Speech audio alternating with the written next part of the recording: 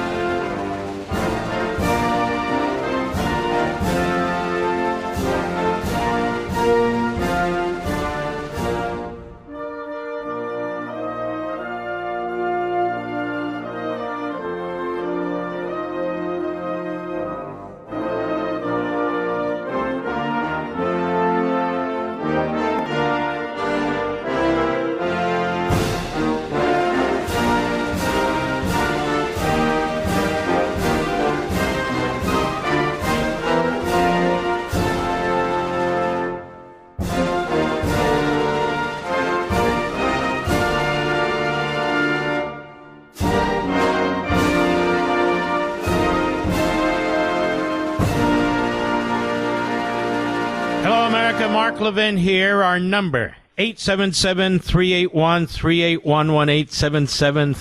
877-381-3811. I decided, ladies and gentlemen, to look at what is a crucially consequential decision, if it's not reversed, in Texas involving those 10 seats that Governor Abbott and the legislature created, and the attack by this three-judge panel, the appellate panel. 2 judges voting that it was unconstitutional, 1 judge in an incredible dissent, over 100 pages long, absolutely rejected it. And I'm going to read you what our friend Hans von Spakovsky had to say about it. He's a great guy at the Heritage Foundation, a longtime friend, and years ago he worked in the Civil Rights Division handling voting rights cases. Said on Tuesday the media was filled with stories that a 3-judge panel had voted 2-1 to issue a 160-page order blocking the Texas legislature's new congressional redistricting plan. The order claimed the redistricting was unlawfully based on race, as opposed to partisanship, a claim at odds with what we saw happen in the partisan political fight within the state legislature, which included a walkout by Democratic legislators. What wasn't attached to the order was the dissenting opinion by Fifth Circuit Court of Appeals Judge Jerry Smith. Now, this man is a 37-year veteran of the federal judiciary, greatly respected for his legal acumen. In other words, he's a towering scholar, incredibly smart. He's an originalist. He sticks to the Constitution. He had a 104-page dissent. It came out a day later. It marks the most scathing denunciation, writes Hans, that I've ever read of another judge. Now, why would a dissent come out a day later? You're about to find out. In this case, the judge being denounced is Judge Jeffrey Vincent Brown. Brown, who wrote the majority decision along with Judge David Guaderrama, who joined the opinion. In his dissent, Smith accused Brown and Guatemala of, quote, pernicious judicial misbehavior, unquote, in deliberately not providing Judge Smith with, quote, any reasonable opportunity to review Brown's opinion and respond before it was issued. I've never heard of this before. So these two collaborated to circumvent the third judge, because they didn't want that judge to have the time to reply to the majority opinion. They were going to just ram it through. I have never, ever, in all the years I've been practicing law, ever seen anything like this. Judge Smith calls it the most outrageous conduct by a judge, and he's talking about this Judge Jeffrey Vincent Brown, the most outrageous behavior by a judge that I've ever encountered in a case in which I've been involved. Now, he's been on there 40 years almost. He spends 4 pages going through the timing involved and says that any pretense of judicial restraint, good faith, or trust by these 2 judges is gone. Smith then starts off the substance of his dissenting opinion by acknowledging an undeniable fact. Quote, the main winners from Judge Brown's opinion are George Soros and Gavin Newsom. The obvious losers are the people of Texas and the rule of law. Wow. Now remember who this man is. He's not just a federal judge. He's a towering figure. Judge Jerry Smith proceeds to totally dismantle the majority's decision and its unsubstantiated claim that race, not politics, was the driving factor in the redistricting. Throughout, he repeats the phrase, I dissent, more than a dozen times. Smith even includes 2 pages of a non-exhaustive list of misleading, deceptive, or false statements Judge Brown put forward. A very serious charge against a sitting judge. Smith says the list would be considerably longer, but for the press of time. Remember, he had to issue his opinion the next day. He said there's no lack of fodder. There's no lack of evidence that this guy is a complete rogue judge. That is, the judge he's condemning, Judge Brown. Judge Smith apologizes for his dissent being disjointed, but says refining it was not possible because Brown and Guaderrama, quote, have not allowed it, unquote. Again, remember what they did. They issued their opinion without telling this judge, and so he had to quickly write his dissent the next day. Thus, his dissent, far from a literary masterpiece, but if it were a Nobel Prize for fiction, Judge Brown's opinion would be a prime candidate, he writes. Now, Judge Smith says Brown's opinion is so deceptive and so lacking in facts or law that Brown could have saved himself and the readers a lot of time and effort by merely stating the following. I just don't like what the legislature did here. It was unnecessary, and it seems unfair to disadvantage voters. I need to step in to make sure wiser heads prevail over the nakedly partisan and racially questionable actions of these zealous lawmakers. He's mocking the judge. I'm using my considerable clout as a federal district judge to put a stop to bad policy judgments. After all, I get paid to do what I think is right. Judge Brown's actions are, Judge Smith wrote in his dissent, the most blatant exercise of judicial activism that he has ever witnessed during his lengthy judicial career of nearly 40 years. Brown's actions are, Smith wrote, the most blatant exercise. According to Smith, the main question before the 3-judge panel was, quote, whether the Texas legislature did its mid-decade congressional districting to gain political advantage or instead because the main goal of the Texas Republican legislators is to slash the voting rights of persons of color. Smith likened the approach of the lawyers and witnesses in this case to that of the Department of Justice lawyers from the Civil Rights Divisions of the prior Texas redistricting cases. He said it was obvious from the start the DOJ attorneys viewed state officials and the legislative majority and their staffs as a bunch of backwoods hayseed bigots who bemoaned the abolition of the poll tax and pined for the days of literacy tests and lynching. And the DOJ lawyers saw themselves as an expeditionary landing party arriving here just in time to rescue the state from oppression. He's talking about decades ago. And he's saying this case is no different. What's taken place here is an abomination. And Hans writes, having worked in the Civil Rights Division, I can assure you that this observation is absolutely 100% correct.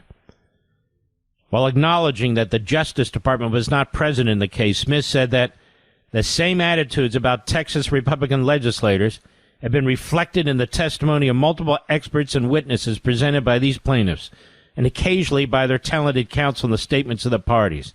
But the obvious reason for the Texas redistricting, Smith wrote, was partisan gain, not racism. The majority, he wrote, commits grave error in concluding that the Texas legislature is more bigoted than political. And Judge Smith methodically points out all the grave errors Brown and Guaderrama made in evaluating the evidence in the case over what the legislators did and how and why the new districts were drawn and the way they were. Those errors are too numerous to list. And remember, this poor judge had to do this in a 24-hour period. Judge Smith's conclusion, the majority committed grave errors, the key legal standard for overturning a preliminary order. Texas has already filed an appeal with the Supreme Court of the United States. Smith says the evidence in the case, as well as outside events like the, quote, victory lap in Houston to celebrate by California Governor Gavin Newsom, tell you all you need to know. This is about partisan politics, plain and simple. Regardless of one's political slant, he wrote, it's obvious what Texas is trying to do in 2025, obvious to everyone, that is, except the two judges who joined the majority opinion. The Republicans' national margin in the House of Representatives is so slim that squeezing out a majority might even depend day to day on whether some seats are vacant because of deaths or resignations. The new plan in Texas was to make more seats winnable for Republicans by moving some Democrat incumbents from their districts and rendering their districts unwinnable by Democrats. Smith described the plaintiff's theory, the one ultimately adopted by this rogue Judge Brown, as both perverse and bizarre. They claimed that if politics was the reason for redistricting, then the Republicans would not have drawn 5 new seats, but instead would have drawn 6, 7, or 8 additional seats, and that the reason they didn't is that the real reason for the redistricting was racial animus. The absurdity of that notion, he said, speaks for itself. Smith concludes his dissent by citing the unfairness the majority is imposing on Texas voters. He says, who are having a map implemented by their duly elected legislature overturned by a self-aggrandizing, results-oriented court. Man, he's ripping the skin off these two bastards. He tells the Supreme Court that Brown's order, replete with legal and factual error, accompanied by naked procedural abuse, demands reversal by the Supreme Court. And with this decision, Smith writes, darkness descends on the rule of law. These two judges, led by this guy Brown, they basically camouflage their opinions in the law. And yes, Brown was appointed by Trump. There's a lot of judges appointed by a lot of Republican presidents who flip once they're on the court, and this guy's obviously has flipped, absolutely has flipped. Doesn't matter who appointed him. It doesn't tell you anything about him. But what a disgrace. Absolute disgrace. Now let's see if the California system is upheld or not, which is a true outrage of the worst kind. Texas, you might say, did the same thing. No, they didn't. They didn't even come close to doing what California did. Or Massachusetts, where there's not a single Republican district. How does that work? How is that constitutional? And we could go on and on by why would we? The courts destroy themselves when they conduct themselves this way. And forever remember who this guy is. Judge Jeffrey Brown. A fake, a phony, a fraud. A kook lawyer dressed up as a judge. I'll be right back. Mark Levin.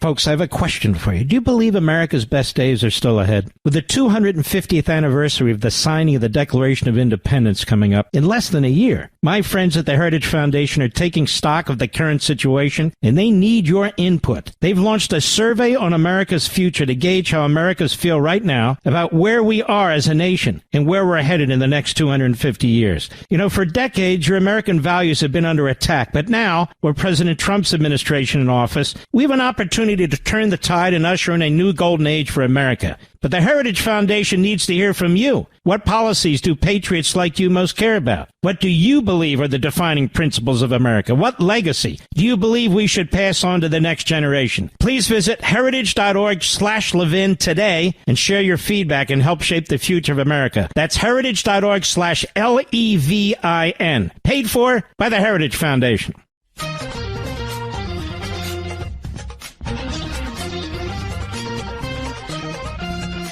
By the way, we have 2 tremendous Life, Liberty, and Levin programs this weekend. I hope you're all sending your DVRs, because I know there's other programming, or you might be out, but these are really fantastic programs. Saturday night, 8 p.m. Eastern, we have Miranda Devine, where we're going to go through even more thoroughly the failure of exposing the information related to the assassination attempt on President Trump. And on Sunday, we have Joe Concha.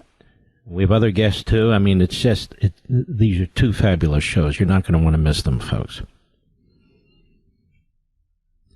So the President of the United States, he says, you know, these people, they've committed acts of sedition, and it's punishable by death. And does the president want to kill these senators and congressmen who put out that video? And of course, they don't finish the sentence. And did what? We're trying to enlist the military, ladies and gentlemen, in insurrection?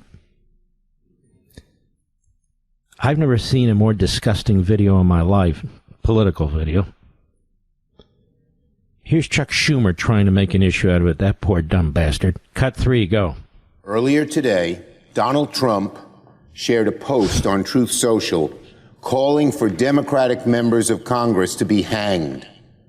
He also posted a message that said, seditious behavior, punishable by death. Let's be crystal clear. The President of the United States is calling for the execution This poor dumb bastard. He doesn't know what to do. Sounds like he's having a breakdown. He's getting the shakes. He's davening more than usual. And he is a dead politician walking, in the sense that I don't think he can win again. I'm not sure AOC is the one either. Don't get me wrong, because she's dumb as a doorknob, and in a statewide campaign, it would become clear that she's platitudinous. She's a sloganeer. It's the usual claptrap that they get out of the Communist Manifesto, and that's about it. Like Mandami, but statewide. Looks like Mandami's promises may not hold up. Just as a practical matter, people are saying, where's he going to get the money for free transportation? Funny, they didn't really talk about much of that during the course of the election. You need $700 million to begin with, billions of dollars to begin with. And the state's not going to cough that up, so where's he going to get it? Then he says his whole, plan for really a, not a Disneyland filled with homes, but, a commie land filled with homes. Looks like that's a problem now. Where are you going to get all the land from to build these things? Practical things really do trip up these crackpot ideologues, doesn't it? And now, of course, the police commissioner is going to hang on. That's to her discredit, her great discredit. If she becomes nothing but a puppet for him and a mouthpiece for him. And come January, hundreds of police officers are eligible to leave. Then what are they going to do? They're going to fill those slots? So, reality's going to kick them where the sun doesn't shine. I'll be right back.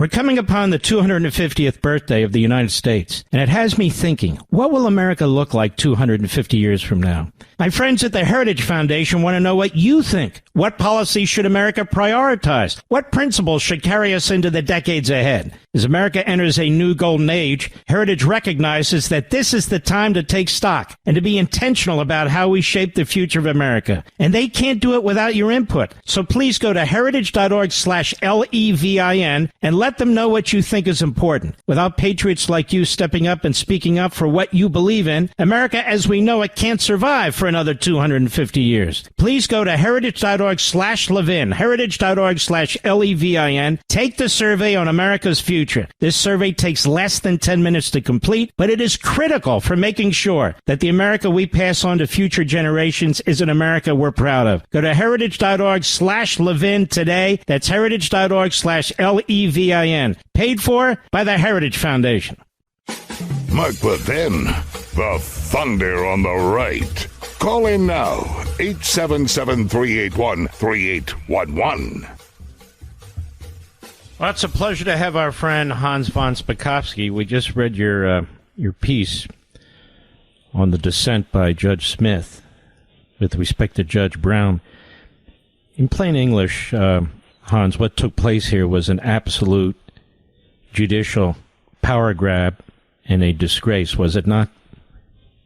Yeah, it was. Look, Jerry Smith, who wrote the dissent, as you know, he's a well-respected member of the Fifth Circuit U.S. Court of Appeals, and he writes an opinion that just dismantles the majority opinion of the two judges, and I've never seen an opinion like this because he talks about the pernicious judicial misbehavior of Judge Brown, and in fact, the majority opinion, as you saw, is so misleading that at the end of his decision, the dissent, Smith includes a 2-page list of all of the what he calls misleading, deceptive, and false statements that Judge Brown put in the majority opinion. And he says he can go on further, but he doesn't have time.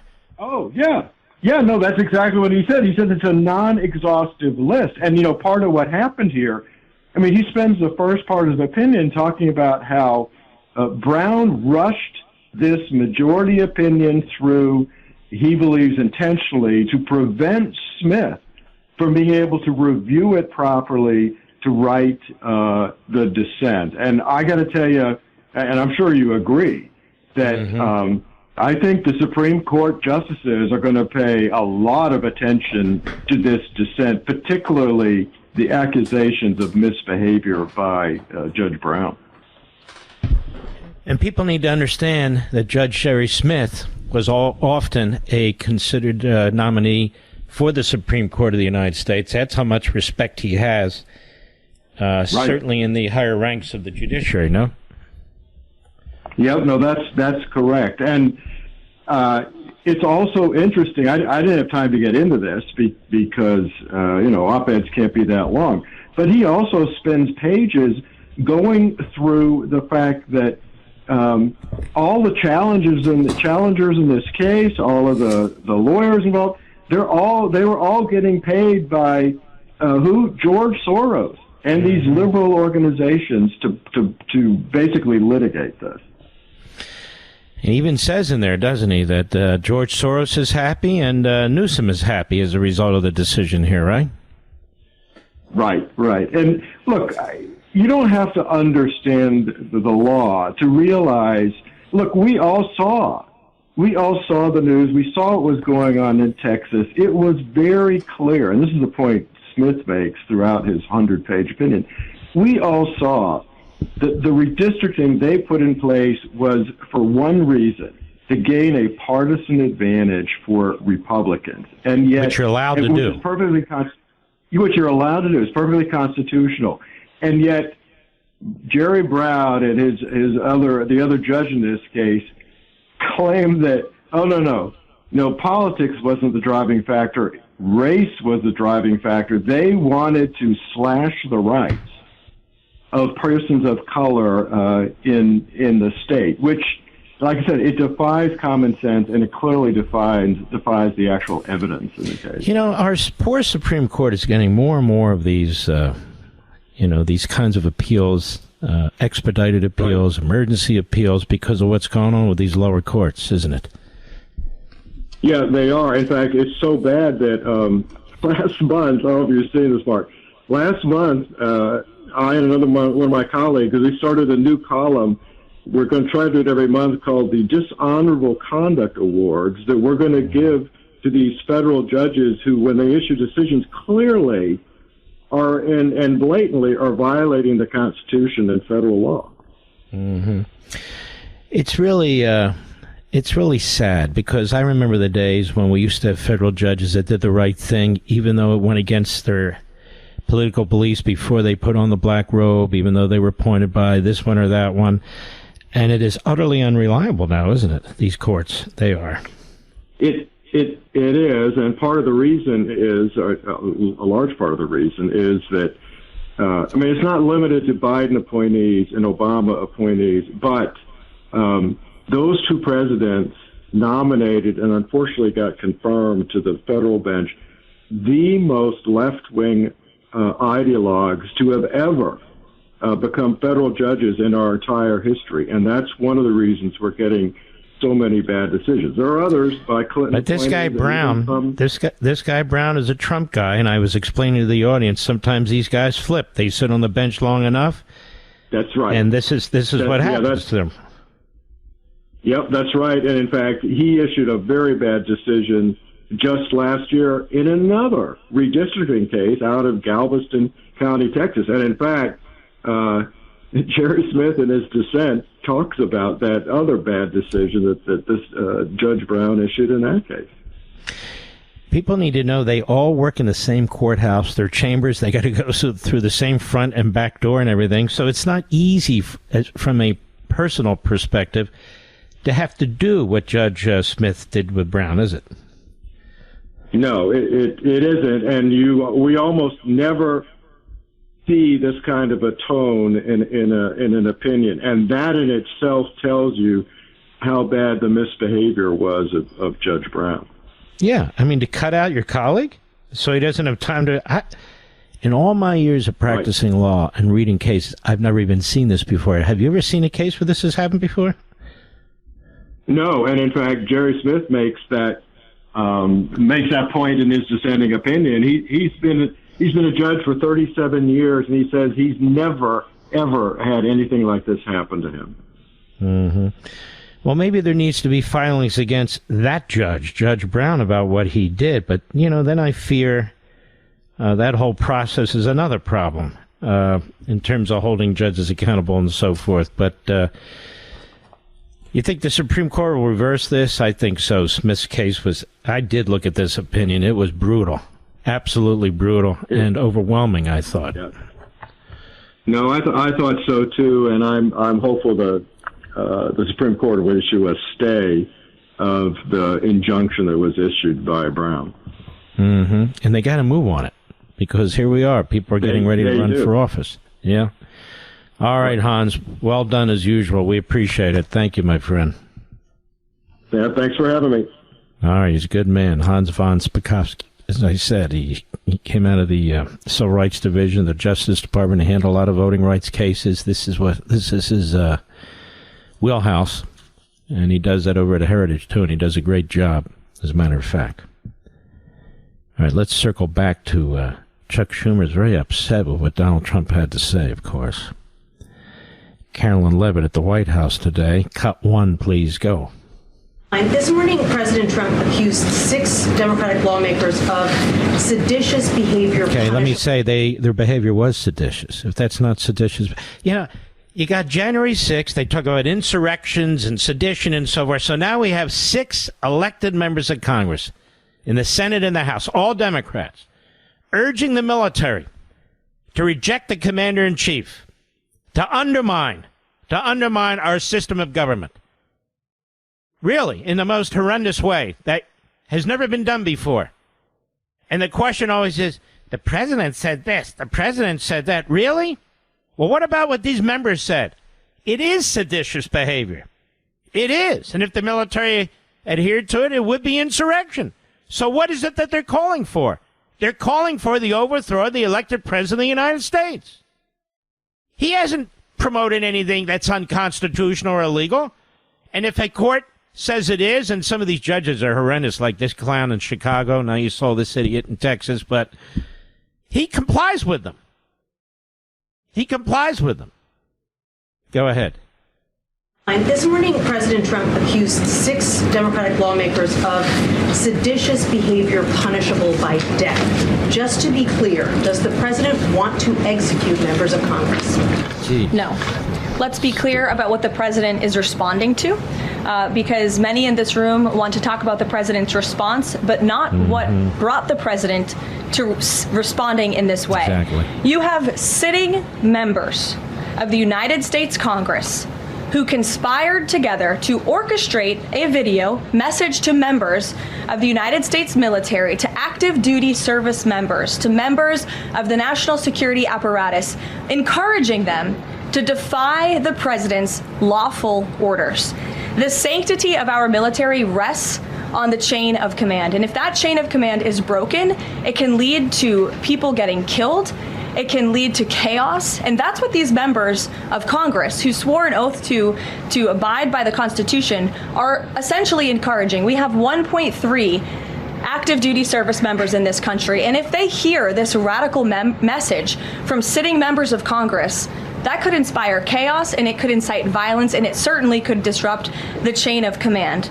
These 3 members of Congress, I will also add, knew exactly what they were doing. You look at Alyssa Slotkin. She's a former member of the CIA. Mark Kelly was a captain in the U.S. Navy. Maggie Goodlander was a naval officer, and notably, she is also the wife of Joe Biden's national security former advisor, Jake Sullivan. And so these members knew what they were doing. They were leading into their credentials as former members of our military, as veterans, as former members of the national security apparatus to signal to people. Stop right there. That is a fascinating point. That's very important. That one of these people is the wife of Jake Sullivan, the former head of the National Security Council for Biden. I mean, this is unbelievable, don't you think? Unbelievable. They're going to trash Trump? What? For what? For calling them out? He said kill them. No, he didn't say kill them. But all that said, what did these people do to cause such a response? I mean, this is an attack on the core function of our republic, these 6 members, and one of them is the wife of Jake Sullivan, the national security advisor under Joe Biden. Go ahead.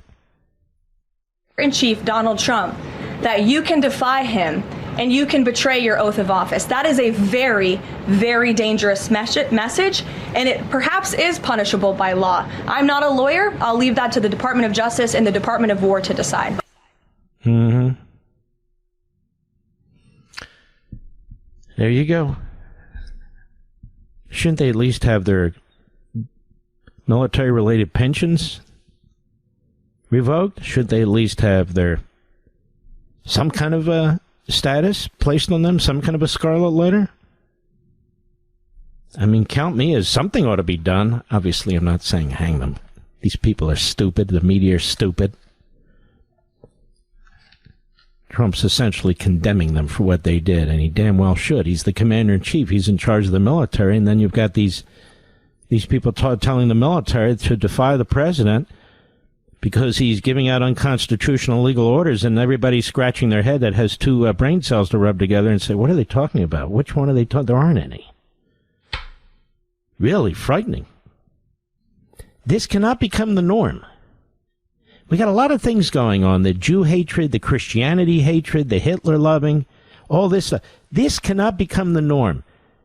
Veterans elected to the Senate and House who put their party ahead of country, party ahead of their service, and urged the military to essentially sabotage and undermine the elected president, who is their commander-in-chief. Yeah, it's just disgusting. We'll be right back. Mark Levin.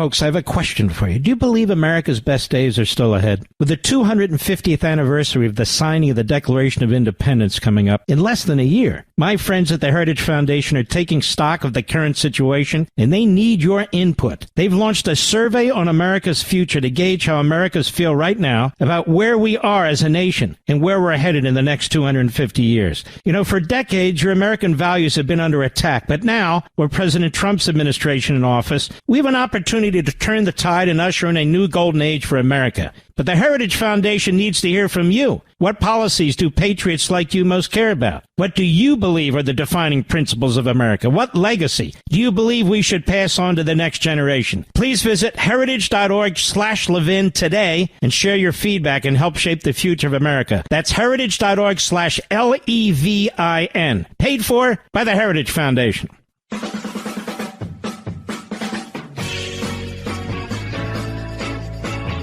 Carolyn Levin wasn't done. She is superb, absolutely superb. Cut 2, go.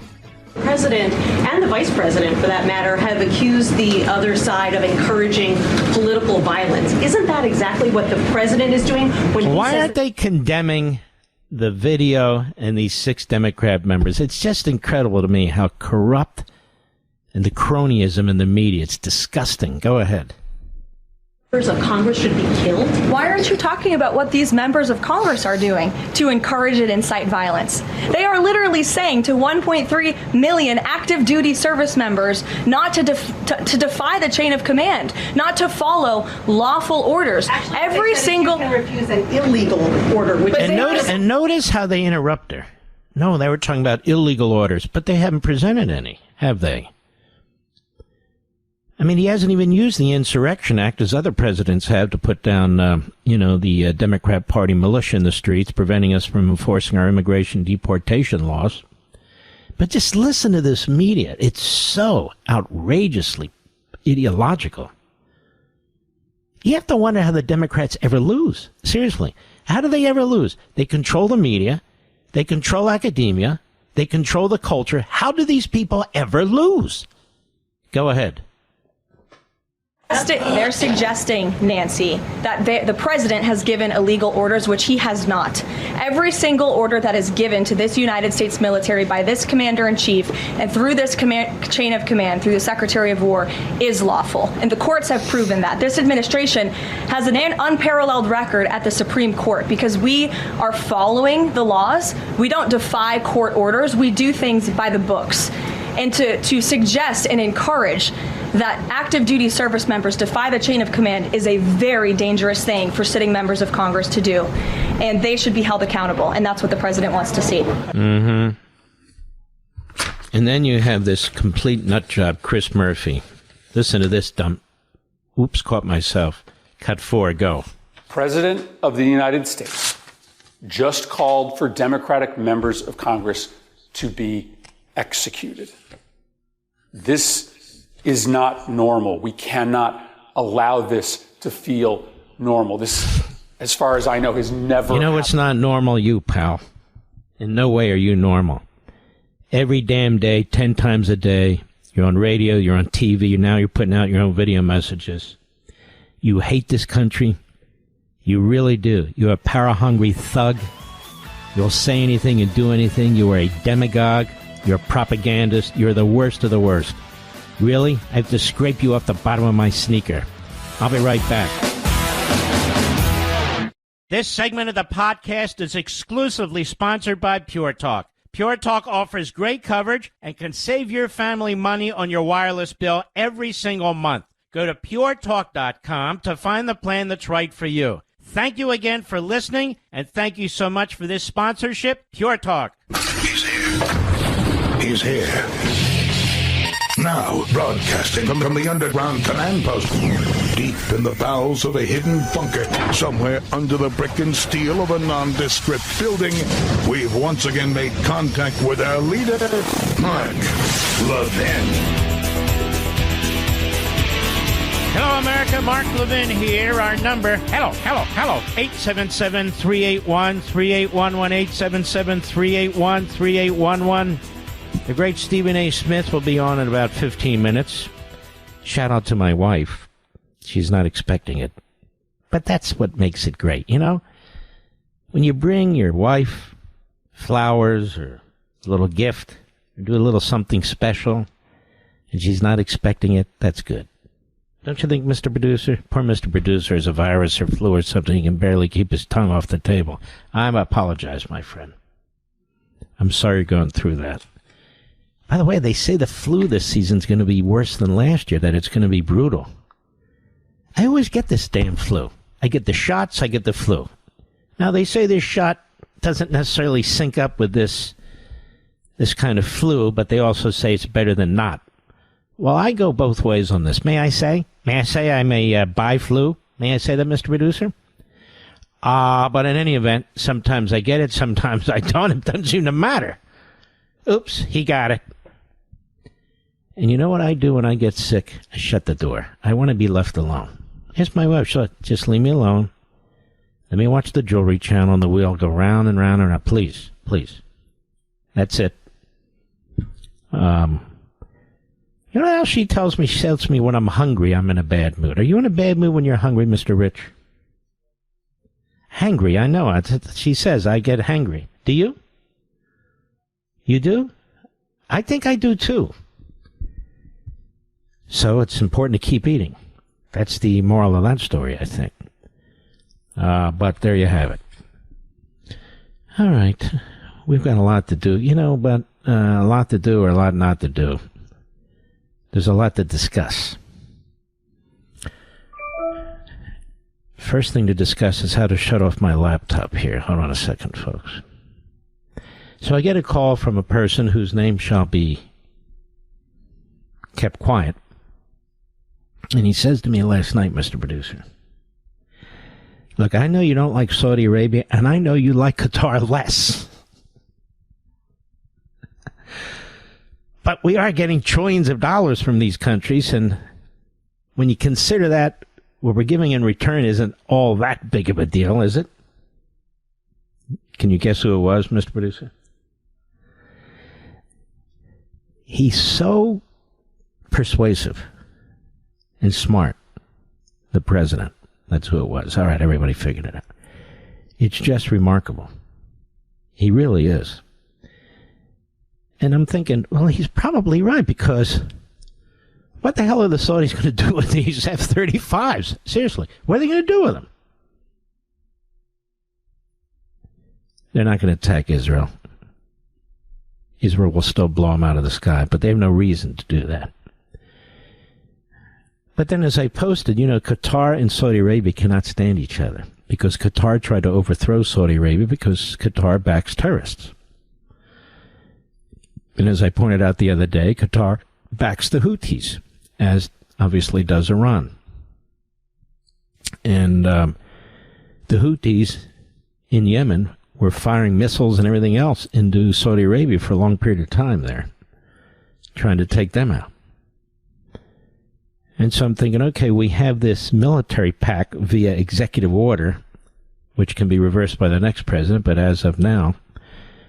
And then we've announced a declaration of sorts that in the case of Saudi Arabia, that they are a major non-NATO ally, which means really the same thing. We will come to their defense.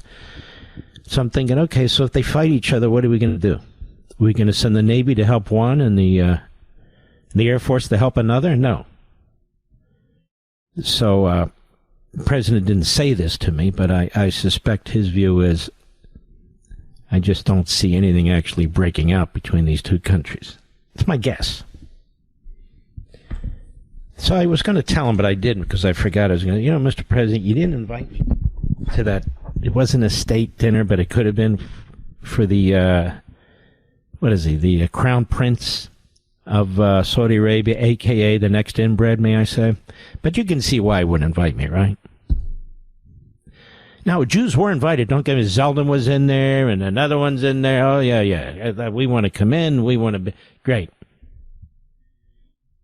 So I would have come in, maybe, Mr. Producer, maybe I would have brought, some matzah with me. Gefilte fish. Nobody likes gefilte. I like it. I'm not a fish guy, and I like it. I don't know why. What else? Matzah ball soup. Oh! in one of those plastic containers they have at the deli, and I could have said to Mr. Crown Prince of, my deepest respects, you might want to take this home with you. Give a little to your father, I know is ailing, the king, so forth and so on. So, I don't go to any of those things. It doesn't matter. I saw a whole list of people. About a third of them were Saudis who went. Then you got these members of Congress. From Fox, there was Brett Baer and Maria Bartiromo. I didn't see anybody else on that list from there. Some of the other people, it's a published list. Certain key members of Congress, the House and the Senate. Am I the only one where that stuff just doesn't get my blood flowing? Would you want to go to that, Mr. Bidell? You probably would, wouldn't you? It's an experience. You know what? So is stepping on a nail. That's an experience too, right? So, and I might enjoy that more. You never know. But yes, it's an experience. There's no question about that. Let's see. Mondami, the little bastard mayor. I know Katsistamides, who's actually a very good man, who owns WABC, feels like we should be, working with the guy to try. I don't like the guy. I'm not going to work with any guy. Not with any, Marxist Islamist. I can understand why some would, and that's fine. I'm just not into it. And here's one of the reasons. So you basically have this crystal knot going on with these Jewish synagogues and the enemy within, and they identify themselves by, throwing shmatas over their heads and chanting and yelling at people at this synagogue, as written in the, what is it here? The Jewish Insider. They love me over there. They never mention me. Like I don't exist. You folks think every Jewish publication that loves me. It's not true. It's not true. A lot of them are very liberal. Jewish Insider's left center. Don't mention Levin. Don't mention Levin. Anyway, but they're very good Jewish publications too, like they're good other ethnic and religious publications, and bad ones too. So here's Mondami. Zoran Mondami, the mayor-elect of New York City, distanced himself from a widely criticized demonstration outside a prominent synagogue in Manhattan, where anti-Israel protesters, it's really pro-Hamas protesters, were shouting death to the IDF. I wonder if Tucker was there. Was Tucker there, Mr. Minnie? Do we know that? Was he wearing something over his head? Where was I? How about Megyn Kelly? She's losing it. I'm in her head like nothing else. Man, she's unraveling. And of course, she upset everybody because she said one of the stupidest things any human being has ever burped up about 15 and 16-year-olds and pedophilia, but she'll have to live with that the rest of her life. That's her problem. The mayor-elect has discouraged the language used at last night's protest and will continue to do so. Wow. That's something else. He discouraged the language. Did he put down the protest of which these people were being intimidated while they were trying to get into their synagogue? Not that I'm aware of. Not that I'm aware of. Well, there you go. He took a forceful stance, and so they say. I don't say that. He says that. All right, we're going to dig in here with Stephen A. Smith in a moment. I'll be right back. Mark Levin.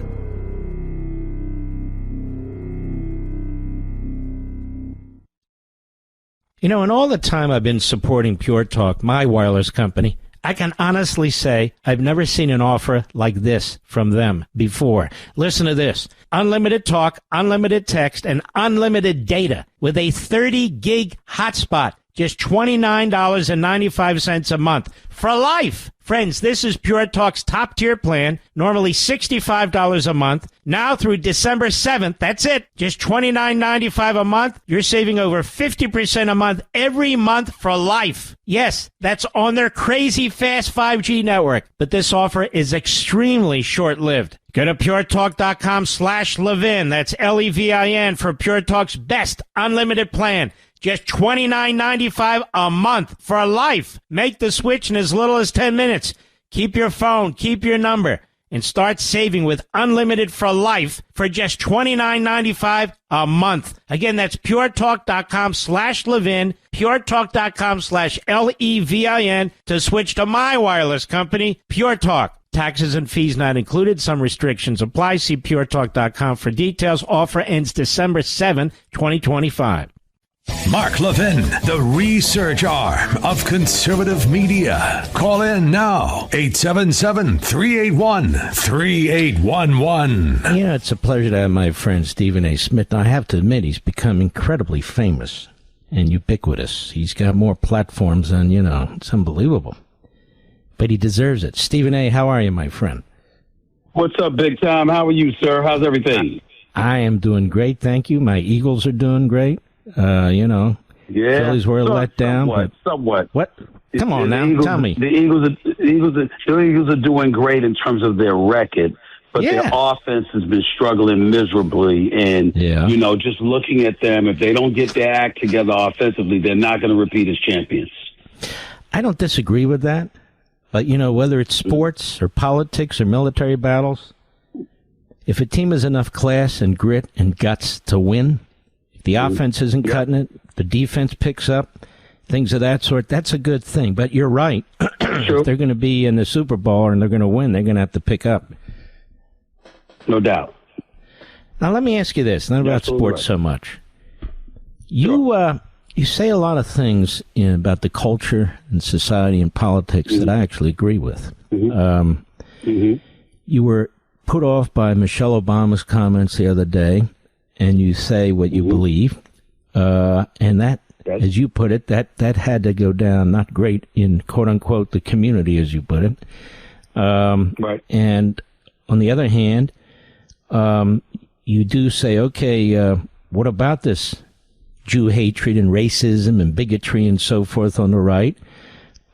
We see it on the left. What about you guys on the right? And so I agree with that, by the way. And I've talked about it a lot. In fact, I was talking about it when nobody wanted to talk about it. So this world you're in, is it different than sports? Or because I notice sports gets into some of this stuff too. How do you go in with, do you bifurcate the two? How do you approach this?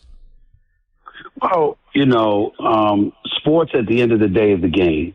It's about games. But this is about real life. And so there's an elevated level of seriousness that comes with the kind of issues that you talk about. However, I know that I know my sports backwards and forwards. Amen to that. That's not the case with politics. And so what I do is, what's the next best thing? If you're not an aficionado or an expert, but you're a conscientious observer who cares about America, who cares about what's in the best interest of the country as a whole, and you want to get this ship steered in the right direction, you should be in tireless pursuit of the truth. Obviously so. You should take all things into consideration. And what you should do is be unapologetic about stating where you stand based on the information that you have and what's out there, and being honest enough with folks out there to let them know this is what you feel, here's why, but you're open-minded enough to be corrected. I think that when you have that kind of attitude, it allows you to touch on a level of decency that exists in this country. We can agree without being disagreeable, and we can go from there. On far too many occasions, however, particularly in your world, in the world of politics and beyond, what we see are ideologues. And if you don't agree with somebody, they hate on you. They try to do one of three things when you're in my position. They try to ally you. If that doesn't work, they try to neutralize you. And if that doesn't work, they try to destroy you. And so they will twist and turn. They will make sure that, your words are not contextualized properly, that it's not taken in the right context or anything. You could be a Stephen A. Smith and you could be a friends with a Sean Hannity and a Mark Levin, and you're selling out your community. You could be a Stephen A. Smith and you say to Michelle Obama, I respect you, I revere you, but how dare you say that, men we're not ready to have a woman as the president of the United States, or we weren't ready to have a woman as the president of the United States when it came to Kamala Harris, but in the same breath, your side of the aisle is accusing the Republicans of trying to subvert democracy, but you guys didn't want a primary for her to go through, and you waited forever in the day to do what was clearly obvious, which was remove Joe Biden from the equation, especially after the debate against Trump. So once she got into the position to be the Democratic nominee, there would be no competition, and that's what enabled her to be in that position. For us to bring those questions up, to us to ask those questions, all of a sudden, it's something that's bad for our community. And I just don't vibe with that. I think that when I listen to conservatives, when I listen to moderates on either side of the aisle, alluding to things that transpired in the 60s, alluding to the KKK and its association with some Democratic members of the Democratic Party. And I'll give you an example.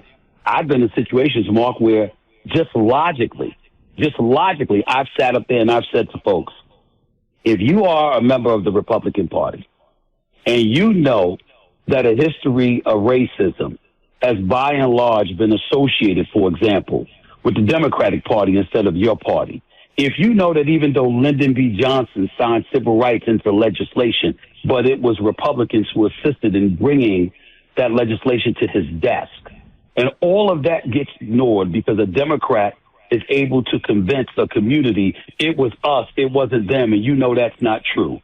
Wouldn't you resent it? Wouldn't you feel disgusted by it? Wouldn't it bother you? I'm just using that as an example to point out how I think. I ask those questions, and I'm not one that's going to be bought and sold or intimidated into vibing with one party at the expense of another just because you tell me to. No. What do the facts say? What's the truth? I want to get as close to it as possible.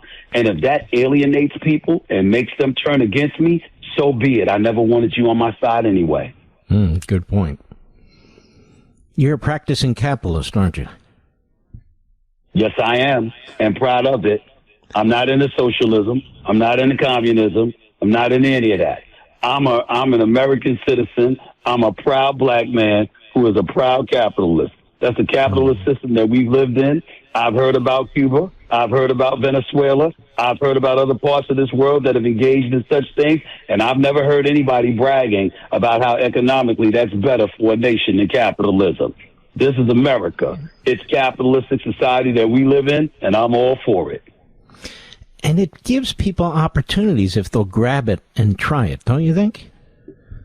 Look at you. You didn't grow up wealthy. You grew up in a one-parent household.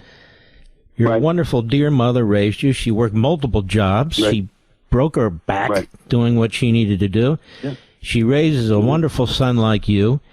You're a writer. You become a newspaper man. You work your way up. You're the American dream.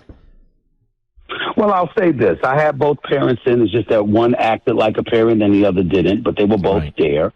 What I would tell you is that, listen, I've always been a moderator, and I'll tell you this. My mother, this is the interesting part of, and a lot of black families, I think, are like this, but I don't know for sure, obviously. I would tell you that my mother always voted Democrat. Mm-hmm. I never saw much in our house that was Democratic.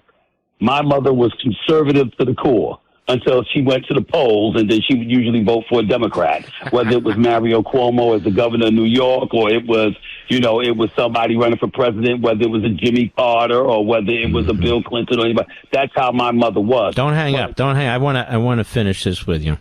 A lot of that started after FDR and the New Deal, and not just with blacks, with Jews and Hispanics and so forth. But we'll talk about this and a little bit more. Maybe I'll circle back to sports with the great Stephen A. Smith. We'll be right back.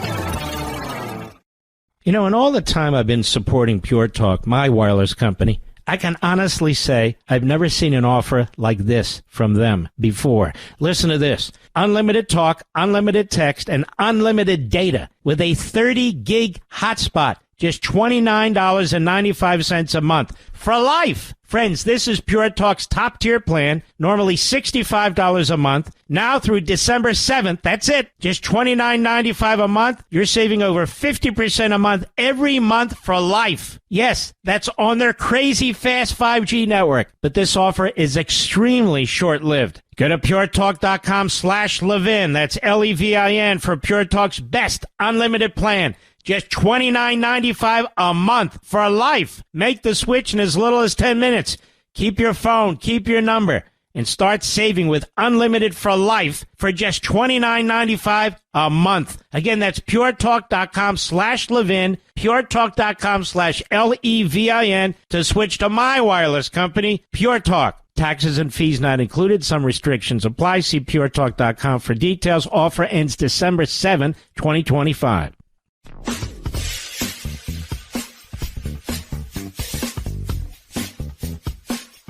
The best show on ESPN is First Take. There's no question about it. ESPN knows that. That's because of Stephen A.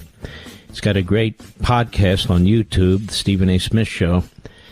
So we were talking, Stephen A., before the break about your mom really led a very conservative household, but she voted Democrat. A lot of people did that. My ancestors did that.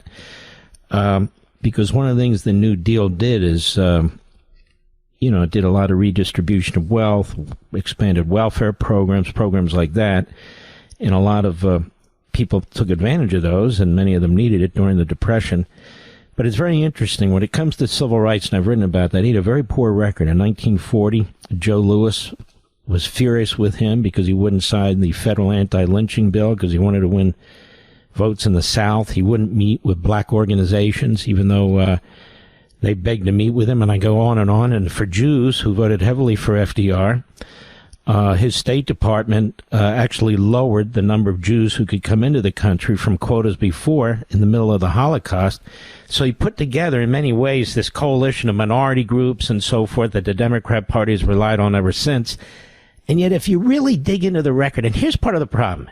A guy like you will dig into the record. I'll dig into the record. But the media in this country really doesn't care to dig into the record. Why do you think that is?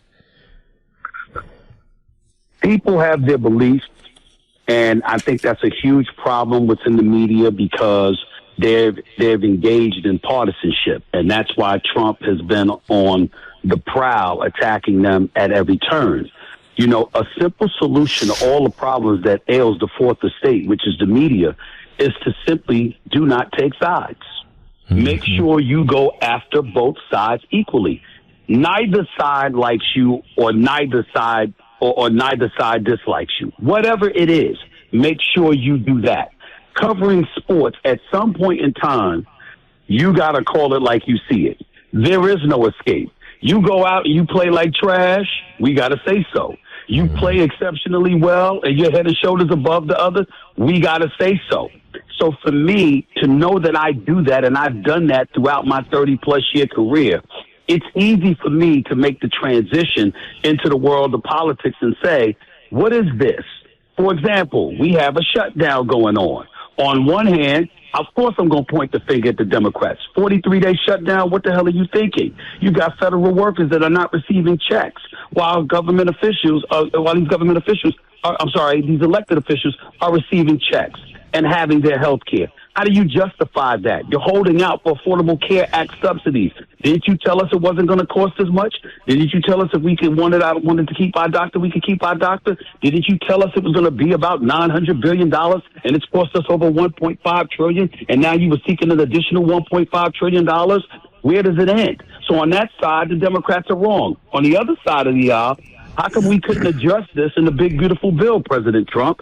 Oh, by the way, I thought you were the ultimate deal maker, that you could make something work. You could work out something with anybody. You're the author of The Art of the Deal. Where are you at? Okay? I think about things like that. Well, hold on. Let me ask you something. Let me ask you something. Yes, sir. Not to be knee-jerk about this. You can be ahead of the art of the deal, but if the other side doesn't want a deal and they take what's not just untraditional but never been done, which is shut down the government during a continuing resolution, it's tough to deal. It's just tough. Now you see that, you see that beyond politics. You see it in sports. You see it in business. Go ahead. That's true. All I was doing was chiding him a little bit because he always bloviates about how he can do what no one else can do. Do you like him or not? Or it's not a like issue with you? It's not a like issue with me. Let me say this about President Trump. What I will never do is sit up here and talk about him the way the Democrats did for a separate reason. I had no problem with him before he ran for the presidency. We used to go to his events all the time, his casinos, his hotels, everything. We'd see each other at games. He was the one who introduced me to Bill O'Reilly at a Knicks game many years ago. Yes, sir. Okay, and I would be at the Wynn Hotel in Vegas, and all of a sudden people come running to me. Wait a minute, Mr. Trump is here. He wants to say hello and stuff like that. Always kind to me, always decent to me, always got along with a whole bunch of us as black folks in the world of sports and beyond. So all of this racist stuff, Nazi stuff, you never heard those words coming out of my mouth because I knew that was nonsense. That he was never like that.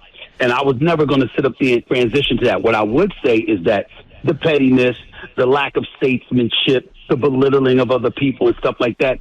Do I believe that the presidency is a statesmanship position? Yes. Do I wish he would act better? Yes. Do I think that he prioritized not being so petty and focus on issues that are really, really relevant to us? Sure. And I had Jim Jordan on my show and then Mike Johnson. I spoke to both of them about this with them, and Jim Jordan started laughing because originally he was saying that the president does what he says he's going to do, and that's why we love him and stuff like that. And I said, yeah, but he's also on a vengeance tour. And then Jim Jordan tried to push back, and I said, are you kidding me? You understand what I'm saying with some of the people that he's going after? Let me ask you before we run out of time. What's wrong with a vengeance tour? In 2016, according to my sources, Donald Trump had a boatload of information on Hillary Rodham Clinton and those 33,000 emails. Right. And he should have gotten her, and he said, leave it alone. Mm-hmm. It's not in the best interest of the country. And then comes 20, hold on now, and they unleash the Department of Justice. They bring phony cases against him. They go after his family. They go after his money. They go after everything. Cases are being thrown out. He got the ultimate revenge, Mark. He got the ultimate revenge. He won the presidency. He's back. But he won the presidency in spite of what I agree. I tell you as a lawyer, horrendous. Totally okay, so why is it so bad? He says that. Hold on now. Why is it so bad? He says to the Department of Justice, you need to get to the bottom of this. We can't have people like we can't have people like Smith going around and doing this to people, and I can't have the criminal division doing this to people. Look, if it was done to anybody else, we would agree that it's outrageous. And I don't view this so much, and I sort of said it tongue in cheek, a vengeance tour. I view this as this has to be fixed, and the people responsible need to be held to account. And I'm not saying that that's unfair. That's not unfair coming from you and others. What I'm trying to say is that on many, many occasions, when we take the country into consideration and we think what's in the best interest, we're thinking about the people, not just ourselves. And here's why that matters. Because you have folks on the left and the right that when you engage in this kind of behavior, and I'm not blaming just him, please don't get me wrong, I'm just answering your question. I'm just answering your question from a generic perspective. When that keeps going on, ultimately the divide widens. And then somehow, some way, it gets into the streets of America where, because of this binary system that we live in, everybody is focused on their side winning. And if their side doesn't win, oh my God, Armageddon has arrived and the world is going to come to an end. This is America. We have incredible intestinal resolve. We can overcome anything if our focus is where it needs to be and our minds are right and we're out in the streets recognizing and celebrating what America is, recognizing we have our flaws, but we're still the greatest country in the world.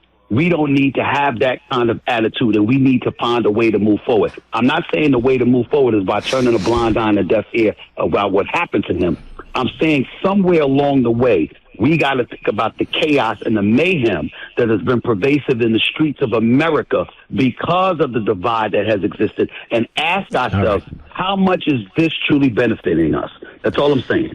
I think a lot going on in the streets have nothing to do with him. A lot going on in the streets have to do with people we brought into this country who will not assimilate into this country like people in the past have. That's true. And I'll tell you something else. You know what? I don't disagree with you there. I don't disagree with that. you're going to miss this man in 10 years. You mark my words. If I'm still alive, I'm going to bring you back. Obviously before that, but still. People are going to miss this guy because... Go ahead. Go ahead. I'm not denying that. I don't need 10 years. I think that everything he's done hasn't been wrong in my eyes. I totally agree with what he's done with immigration. I don't like to see ICE, the optics of ICE in the streets of America with that stuff going on, but I understand why he needed to do what he needed to do in terms of closing the borders, okay? You look at the National Guard in some of these cities. No, I don't agree with him putting the National Guard in the city. But I asked Governor Pritzker of Illinois when he was on my show, how come you haven't asked for his help? Because if I'm a governor of a state, guess what I'm doing? If I got issues in the streets of my state, and he offers assistance, I'm going to say, can we talk? Because I don't know if I want your idea exactly, but I certainly want your assistance. What did Pritzker Can I say? talk to you about it, Mr. President? And he said, you're absolutely right, Stephen. I do want he doesn't help, do it. but not to help. Exactly. And I said to him, why haven't you done it? He said, because of what he's offering to do and the heavy hand with which he's doing it. But you are he never absolutely talked right. to him. We do. He never talked to him. I'm just telling you what he said. You're right. Yeah. And I'm not refuting that. You would know better than me. I'm just telling you what he told me. See, I like to get these people on the record. And then that way, people like yourself and various others who know you heard them on the record, so you know whether they lied or whether they told the truth. I was doing sports for 30 years. I'm just doing this stuff now. So I don't know if it's true or not true, but I know I get them on the record to say it. And that's my point. And then I've got to go, but I want to tell you something. You're terrific. You really are. I really enjoyed talking to you. I enjoy our friendship. Folks, you got to know what a sweetheart this guy is. Same here. He really is. He really is a good man. Treats people with respect. He's passionate about what he does. That's why he is what he is. There's only one Stephen A. Smith. Don't get mad at me, and I don't Stephen mind A. learning. I don't mind learning. I don't know everything. I learn as I go along. I can't tell. Don't get mad at me. I'm sure I'll be loved over there. I can't tell 90% of the ESPN guys from one from the other. I'm just being honest. That guy played fullback. That guy was a linebacker. That guy picked his nose. I don't know who's what, but I know you, and you're damn good. God bless you, my friend. God bless you. All the best. All right, man. Take care. Man, I like him. He's great. No, we don't always agree, okay? He says it, I say it, he knows it, I know it, Sean knows it. It's okay. This is the way it's supposed to be, okay? This is the way I used to deal with people who are more liberal, or not even more liberal, less conservative than I am. This is the way it used to be, not, the Jews are trying to get us. You know, I'm not, you know what I mean, Mr. Blue? There's a slight difference. I mean, it's disgusting. He's a good man. I know his heart. He's a good man. I'll be right back. Mark Levin.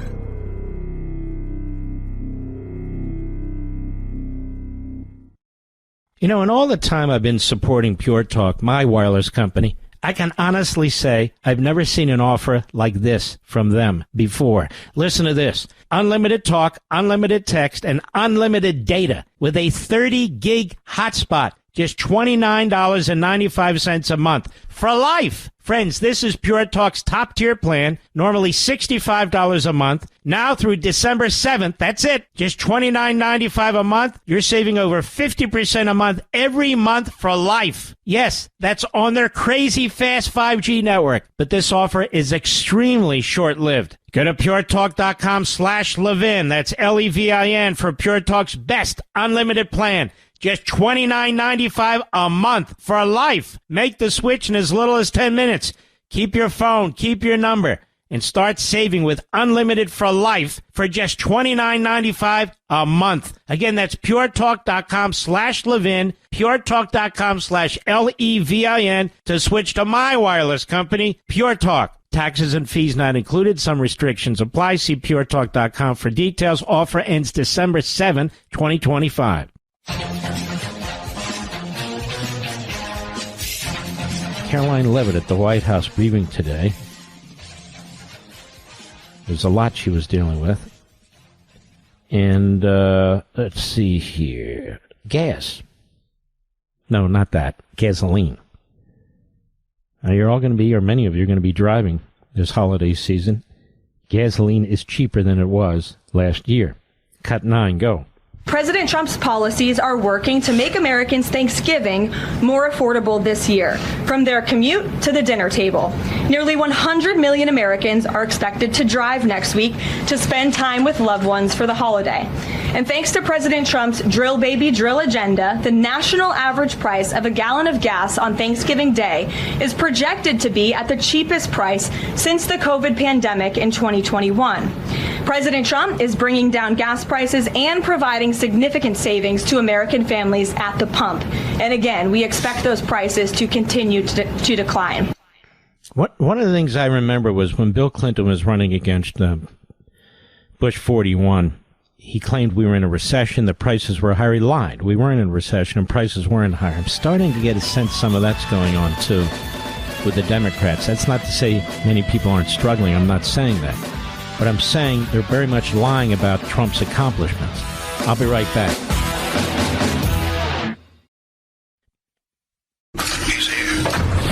He's here. Now, broadcasting from the underground command post, deep in the bowels of a hidden bunker, somewhere under the brick and steel of a nondescript building, we've once again made contact with our leader, Mark Levin. Welcome, folks. I have a special guest on. Sean Hannity, it's been forever. How are you, my brother? Thank you. Thank me. God bless us. How am I? What's going on? Get off my phone, you big dope. Sorry, Jeez. I can't help it. How are you, my brother? I miss you. I'm doing great. Miss you because I talk to you a lot. Yes. You're still rocking and crushing it, and you're very, very... For people that don't know, I'm trying to get Mark to come out of his shell a little bit more. Yeah. Mark is very shy and demure and quiet and peaceful. He never gets upset. He doesn't think callers a big dope or anything like that. How are you? I'm doing great. You know, your show is really rocking. The world around us is going nuts. No, it is going nuts. It is going nuts. Who do you have on tonight? I love your show, by the way. Well, first of all, I love your show, too. I like when we do shows together. We haven't done one together in a long time. We got to get you back. You know, want me to come back on your show? Yeah, of course I do. Absolutely, I do. People say, why don't you go on Sean's show? I said, he invites me. I just, I don't know. No, well, you're always busy. We got a lot of different stuff. First, we're going to deal more with these 6 lawmakers calling on soldiers and member of the intel community to break the chain of command, defy the commander-in-chief over what they didn't even describe as any unlawful order, nor can they describe that. Did you hear this story, Mark? My heart is broken about Jim Jordan targeted, in Arctic Frost, surveilled multiple years, starting well before... this was in 2020. It went on deep in the paint. And, so we hit that really hard. And did you hear about this story out of Chicago? When I show this video tonight, I have to give a viewer warning because it was on board a CTA train from the city's Blue Line. A woman doused with gasoline and lit on fire, Mark. Now, that's not the worst part of the story. As horrible and as evil and as atrocious as that sounds. Mark, you're a smart guy. Take a guess how many times this guy had been previously arrested. Just take a guess. A lot. Give me a wild guess. 23? 50. Oh, my God. 50. Why wouldn't he be in prison forever after that? At some point, Mark, again, I say this all the time, if you don't have law and order and safety and security, you don't have any ability to pursue happiness. You're one of the great constitutional scholars of our time. That is fundamental to the gifts of our framers and our founders, something that you articulate often in your writings and on your show, and things that you and I talk about privately, and it is 50 freaking times. Now, I argue, Mark, and if I'm over the line, you tell me, but for the people that let this guy out all 49 times, as far as I'm concerned, at some point in this process, they are responsible and have blood on their hands. Just like Joe Biden, Kamala Harris, and Alejandro Mayorkas were out there lying to the country for 4 years. No, the border's closed. The border's secure. Well, that's complete Adam bullshit. Notice I say shift. I know you're on radio. But I am just telling you, it's a lie. And they allowed known terrorists. They allowed murderers, rapists, other violent criminals, cartel members, gang members, and those people are committing crimes every day.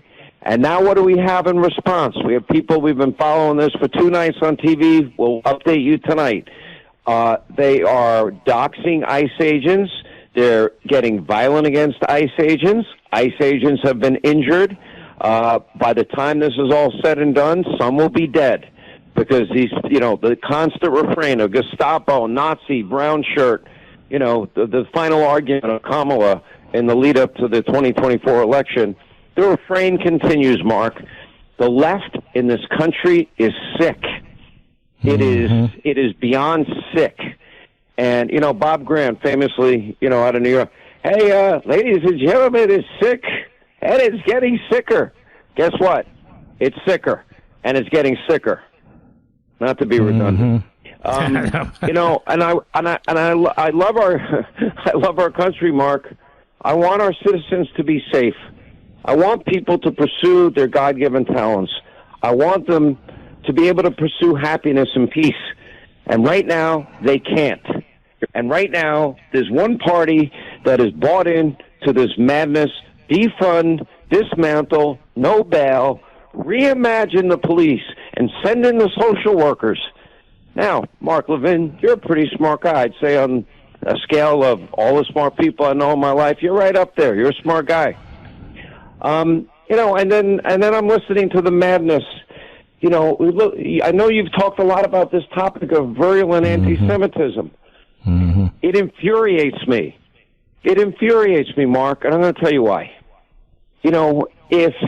If our country, if a foreign entity or country fired one missile into one American town or one American city, what would you want your government to do?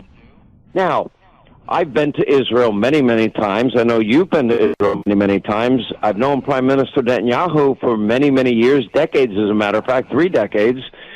And this little country the size of New Jersey, with under 10 million people, has had to withstand, over the decades, not only attacks, but hundreds of thousands of missiles fired into their towns and cities. I've always said that the Iron Dome is great and missile defense is great, but it's a Band-Aid, and that the cancer has to be rooted out eventually. And it got worse. It has culminated in a culture of death. I don't know what part of Hamas's charter people don't read that calls for the destruction of Israel, but it's there in black and white if you want to read it. But it's worse than that. It culminated with the death of over 1,500 people, kidnapping, murder, rape, torture, kidnapping, beheadings. It's all on tape. The IDF showed it to me, Mark. I've seen it with my own eyes. And I go back to my fundamental question. That, if in a country the size of Israel, extrapolate out their population under 10 million versus our population, that would be 40,000 dead Americans in a day. What would you want your country to do? There's a fundamental misunderstanding, I think in some cases purposeful misunderstanding, of the Trump doctrine. The Trump doctrine is very, very clear to me, and I actually completely, fully, wholeheartedly embrace it and support it. We could never do what we did in Iraq ever again as a country. That's have our national treasure go door to door, stepping over IEDs without up-armored Humvees and try and win a war that way. Future wars, I keep saying it, are not going to be fought in battlefields. They will be fought fought from air-conditioned offices. We see the beginnings of it now. Just like they mocked Reagan, Star Wars, strategic defense. Yeah, well, what do you see when Israel's attacked? You see strategic defense, a vision of Ronald Wilson Reagan. And when the Iron Dome, or Golden Dome, as President Trump calls it, is built here, it may be his ultimate legacy and save millions of lives potentially. There is evil. There is moral clarity that people have got to have. Now, back to the Trump doctrine. What is the Trump doctrine, Mark? I'll define it for you if you like. It's your show, but if you want to interrupt, interrupt. Trump doctrine is simple. I agree with the president. I don't want to be involved in any forever wars. Do you? I don't want that for our national treasure. And again, the nature of warfare is changing. Artificial intelligence in the next decade is going to take it to a level we can't imagine today. But the Trump doctrine does not mean, as some interpret it to mean, isolationism. The president is not an isolationist. The president showed that again and again and again. The president beat back militarily the ISIS caliphate because he understood the sick, twisted ideology of convert and die, or die, and that was, growing as a threat to the region and to the entire world. He did that in his first term. He took out Soleimani, the world's worst terrorist for decades. He did that in his first term on a tarmac. The military operation was superb. He took out Baghdadi, another terrorist, and all of his associates. He dropped the mother of all bombs on Afghanistan. Then he gave the Iranians 50 days to choose peace. The president does not like war. I can tell you right now, he doesn't. He's expended a lot of energy to bring peace around the globe. And lo and behold, after 50 days, the Iranians decided they want to stick to their ideology of wipe Israel and the U.S. off the map. So Israel struck first. Israel took out the ballistic missile sites. It took out the missile defense systems. And the president, who said over and over, they must never have nuclear weapons. Intelligence, according to my sources, they were getting very, very close. And Donald Trump took out 14 massive bunker buster bombs. Now, I ask everybody this question. The Levinites out there, you call them the Levinites, right? Okay, your Levinites are very smart people, or else they wouldn't be listening to the show. Your Levinites know that if America had the equivalent of 40,000 Americans killed in a day, if we had tens of thousands of rockets in a year fired into our country, I went to one border town called Sderot. In 10 years, that one city got 10,000 rockets. It was a border city with Gaza. I've been in the underground terror tunnels. I've been in them, Mark. I reported on that back in 2014 and 15 while on a trip to Israel. And I've been next to the Iron Dome when it was launching. I've watched it with my own eyes. It's fascinating, but it's sad. That one town, that border town in Sderot, next to Gaza, kids can't play outside. They play in underground bunker playgrounds. They can't get vitamin D because there's only 12 seconds between that time that missile's fired and the time the missile lands. Kids don't play outside there. I asked people, why don't you leave? They said, this is our home. What are you talking about? And I understand it. And I'm just telling you, anybody with any degree of moral clarity understands that evil exists. Simple. All right, my brother. End of sentence. No, you're so right. Did I cover enough ground, or you want me to keep going? No, it's very, very important. Everything you said is very, very important. And we'll see you tonight at 9 p.m. on Fox Eastern Time, brother. And I love you. You're a good man. I want to tell your audience one last thing. I look better in makeup. Goodbye. Okay, goodbye. Well, I don't think it looks better in a dress, though. We'll be right back. Mark Levin.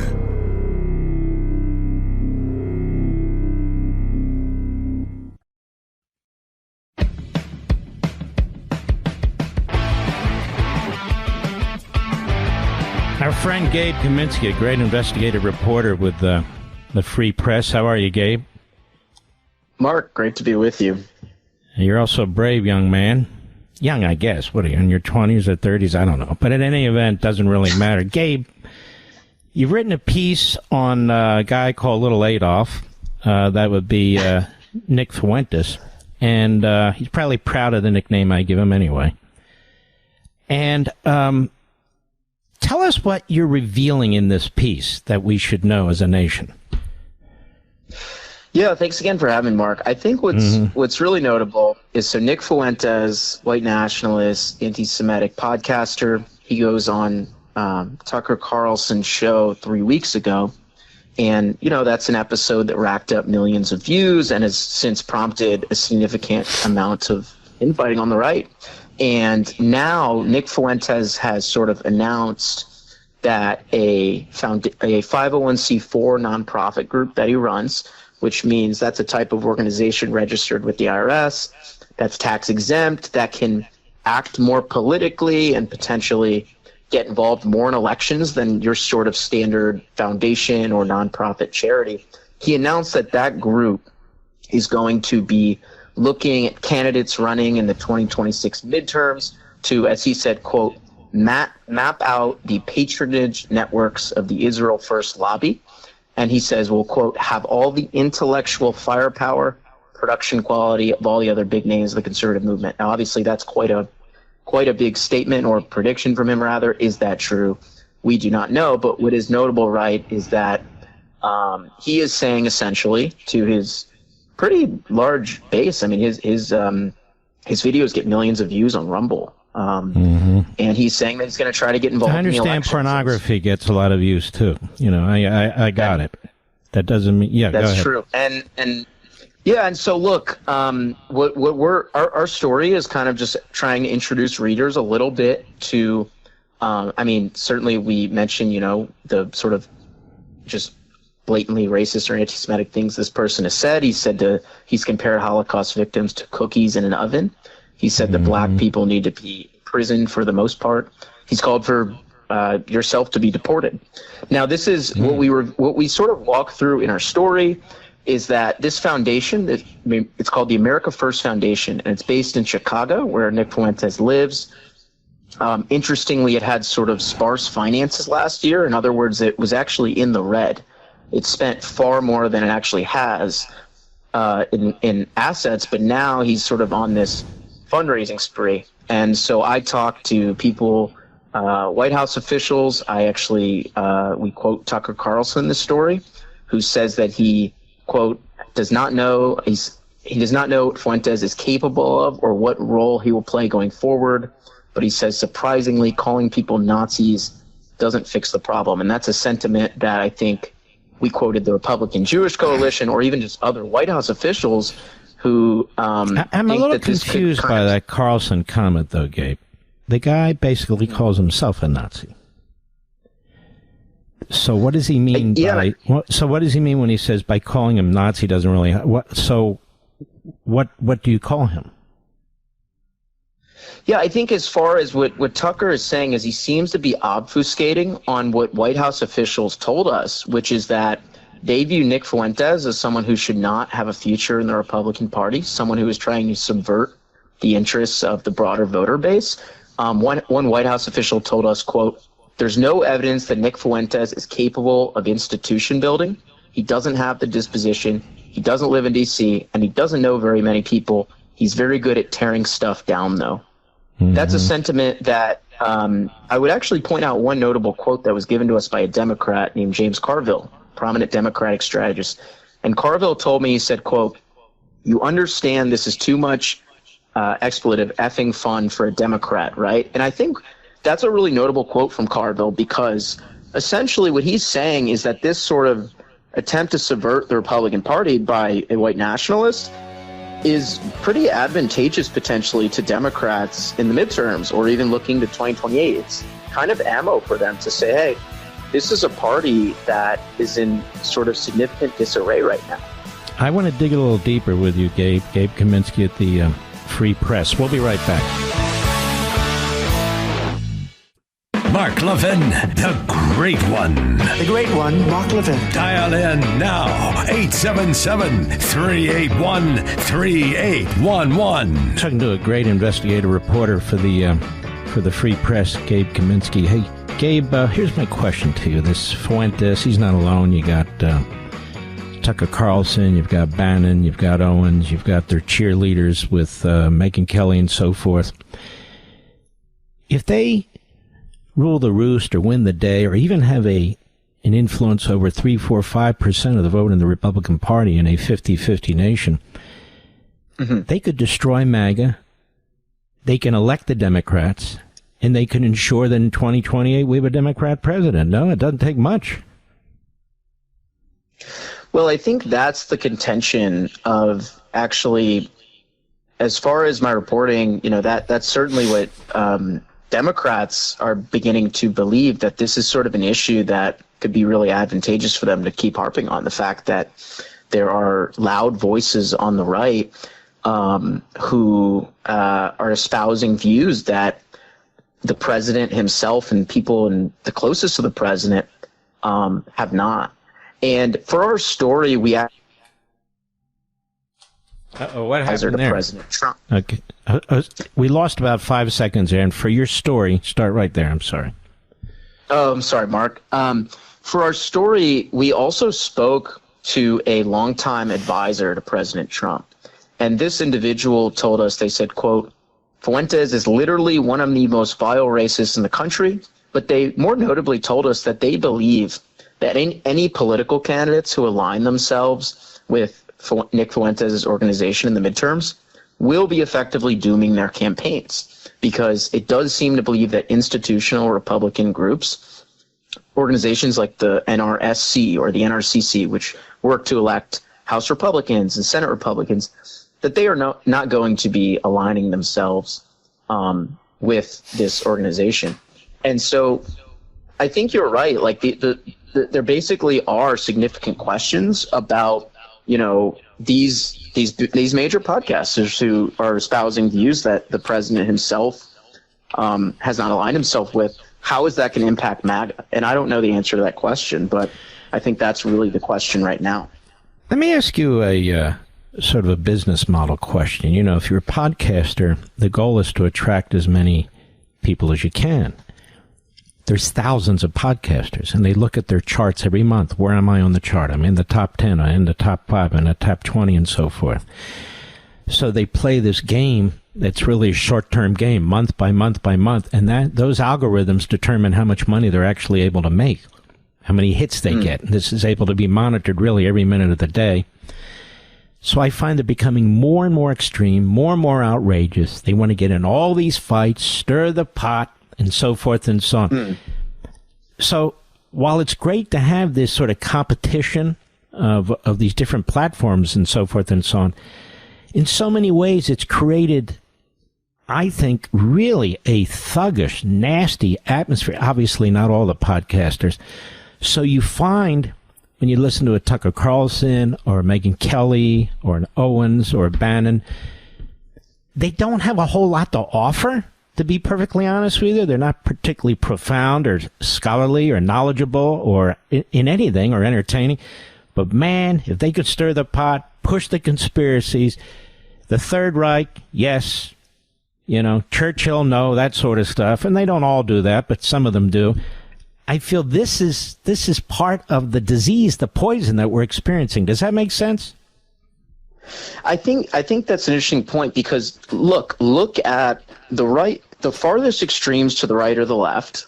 There's a guy on the left named Hassan Piker who has explicitly basically aligned himself with terrorists, and that is someone who has gained a lot of popularity on the internet, at least among young progressives. And on the flip side of this, you have people who have been testing the limits of sort of, and just asking questions, they say, or sort of testing the limits of sort of like rational discourse. And that is, they sort of, these people obviously, are incentivized by clicks, and rage bait on the internet sells very well. And so I think the questions that are going to be raised is, yes, like, can, the big question, I think, another question that just comes to me is like, the right in 2020 and 2021 was very vocal in aligning themselves with this sort of viewpoint that the internet was overly censorious. And I've reported a lot about ways that platforms have demonetized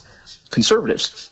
Mm-hmm. And in response to that now, Elon Musk has created a platform that is sort of the exact opposite of that essentially you go on Twitter any given day now and you're seeing pornography, you're seeing content that is openly anti-Semitic, openly racist, content that there seemingly could be a conversation about, right? Like, should this be within the bounds of normal people just logging on to see these things? That's not to say, I'm saying, all the internet should return to the way it was. I don't know. It's not my job to answer that question, but it seems like there's now this reignited question, at least that, more traditional conservative, conservative podcasters or conservative voices are thinking, which is, did we go in the exact radical opposite direction to open the floodgates to allow for this discourse to proliferate on the internet that maybe is promoting toxicity and maybe on both sides is not helpful to, the national discourse? But it seems to be the business model. The business model is, let's not have a rational discussion or debate or what. Let us delve into the pool of the poison. I think that's true. And the damage is a lot of young people who are not being taught American history in our schools, a lot of young people who think the world began today.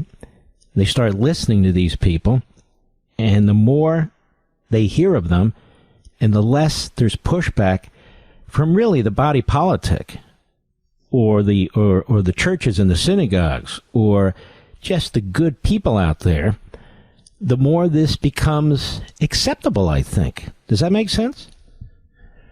Yeah, and I think, again, this takes it back to really Nick Fuentes, which is that this is someone who has been around now. I mean, he's 27 years old, which is young, but he's been around now being a sort of pundit and online podcaster for, I believe, probably about... is someone who now was given a really significant platform to go on Tucker Carlson's show. Tucker has a very large audience. Well, he had dinner with him before, so the whole thing was kind of planned out. And this introduced Nick Fuentes to lots of people, and it sort of has elevated him to an extent where now, and to be clear, that interview, right, between Tucker Carlson and Nick Fuentes, people host controversial people for interviews. I mean, the job of a journalist or a pundit, right, is a lot of times you talk to people, and I certainly do, that you don't agree with, but you hear what they have to say. I think the critique of that interview that at least seems to be very prominent on the right is that it felt like less of an, sort of substantive interview than a platform for Nick Fuentes to talk about what he calls global Jewry. There was not really much pushback on those views. And that has now led, right, to Fuentes announcing this organization that he is aiming to fundraise with. He's fundraising online, we found, through a fundraising platform called SP Donate. It's a 501c3 charity that is Nick Fuentes' group is raising money through a credit card, cryptocurrency. We don't know how much people are donating. I will say, this is something I found yesterday. I located the names of two foundations that have actually previously donated to Nick Fuentes' group. One is called the Dazio Gutierrez Family Foundation. It's run by an individual named Joe Gutierrez, who is the CEO of a energy company called Novi Midstream in Houston, Texas. And I found the name of another foundation that also previously, in the most recent fiscal year, granted money to Nick Fuentes' group. It's called the Peter Luce Foundation. I was not able to find much information about who funds that or who's behind it, but those two foundations donating, I don't know a whole lot about them, but it is notable, and I think there, could be some more reporting to do as far as to understand who is going to be opening their pockets to this group and how much are they really going to be given for what exact cause. Do you think foreign countries or billionaires, domestic billionaires, dark money might flow into this for the very purpose of creating mayhem in our country? And he's just the latest, knucklehead that they want to get behind, and the latest cause they want to get behind. They'll get behind Students for Palestine, for Justice in Palestine. They'll get behind organizations like that. They'll get behind this guy Fuentes. They'll push Carlson. They'll push these people just because they want to create as much havoc as possible. Is that possible? So one thing I would note, it is legal under federal law for 501c4 nonprofits to accept donations from foreign donors. That said, there is no evidence that this group has taken foreign money. I haven't found that. But generally speaking, right, because this group is registered under this section of the tax code, we keep getting as far as us to be able to find its donors. And so 501c4s do not disclose their actual donors to the IRS, which makes it very difficult to trace that money stream. However, some foundations may disclose on their own tax documents donating to groups like this. So it can be difficult to track that money. And again, 501c4s are a type of nonprofit that can engage in unlimited political lobbying. And they also actually can spend money on ads to support or oppose candidates in elections, which means that any donations that go to Nick Fuentes' group could be used for electoral activity. And I think that's why this is sort of notable, is that this could be a real attempt to get involved in some manner in elections. And there already are some lawmakers who, have not explicitly taken steps to denounce Nick Fuentes or not really. Well, what do you make of that? What do you make of people, some of them prominent, who have not done that? I mean, doesn't that seem a little odd to you? Because at some point, I assume they're going to be confronted with it and ask where they stand with this Carlson and Fuentes and Kelly and Owens and all the rest of them.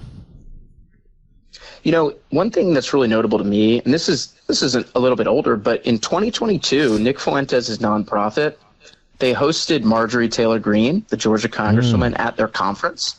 And a year earlier, they hosted Arizona Congressman Paul Gosar. He gave a keynote speech.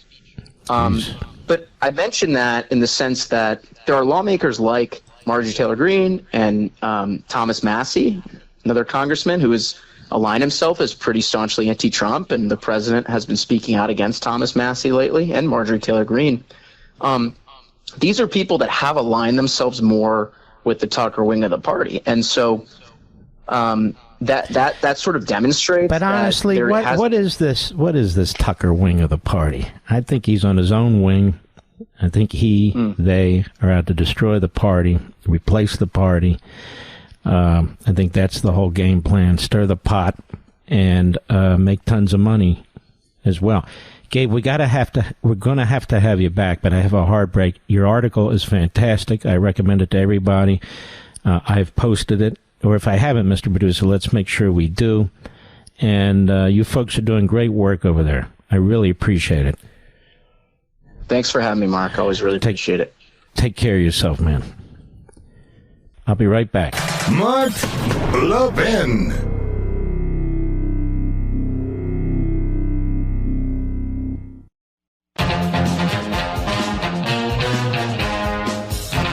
Let's take a look at this. Let's give this a shot.